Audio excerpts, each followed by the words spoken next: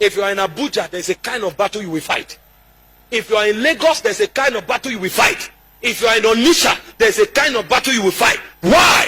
Because there are princes who are interested in those territories. And you came into that territory to succeed, they will not let you unless you bow to them. If you refuse to bow to them, you become a victim. That's the first kind of warfare that men fight. And when God introduces you to the school of warfare, the first thing he will teach you is the ability to obey his laws. Because what exonerates you from the battle of princes is uprightness. What exonerates you from the battle of princes is not skill, it's obedience to the commandments of God. Adam didn't know it. He said, of all the tree that is in this garden, you may freely eat of it, but the tree of the knowledge of good and evil, don't eat it. The guy thought it was about apple. It's never about an apple. Your obedience is a key of preservation in the warfare of princes. When you begin to disobey God, princes will swallow you up, because the power of princes is legalism. They are legalistic spirits. They know the laws that govern the realm. Why do you think you come to Abuja, all of a sudden they want you to begin to cut corners? There's a prince that wants to make you a slave. Why do you think you enter a territory and all of a sudden you want to womanize? It is never about womanizing. It's because your preservation is the law of the land.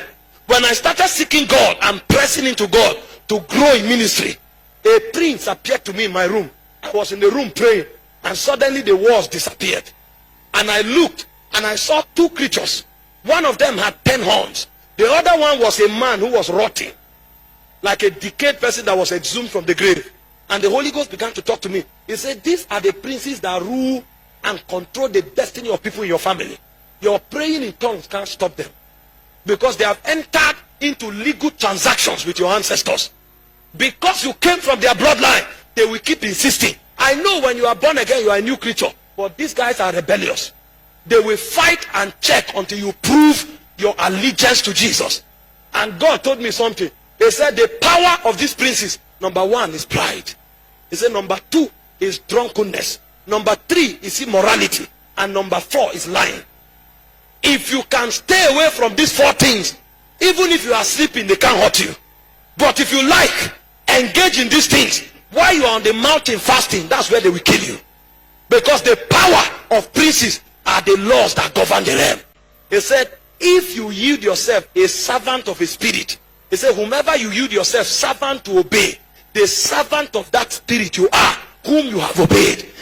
So the first way to survive warfare is to live a dogged life of holiness, a dogged life of purity. Not just because it glorifies God, but because therein is your safety.